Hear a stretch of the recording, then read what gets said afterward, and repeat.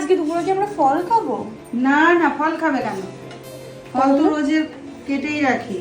এই যে রান্না করেছি তো, এই দেখো গরম গরম ভাত, ধোঁয়া উঠছে দেখতে পাচ্ছিস, একদম গরম। আর কি করেছো?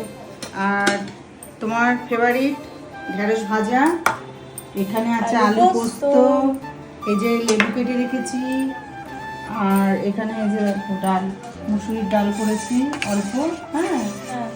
আর এখানে চাটনি করে নিয়েছি। এদিকে এসো। এটা কিসের চাটনি? কুল আছে তো? না, কুল নেই, এদিকে এসো।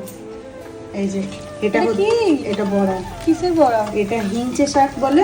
হিংসে শাক? হ্যাঁ। কি হিংসা করে শাকটা খেলে? না না, হালকা একটু তিতকুটি লাগে, হালকা, কিন্তু খেতে খুব ভালো লাগে।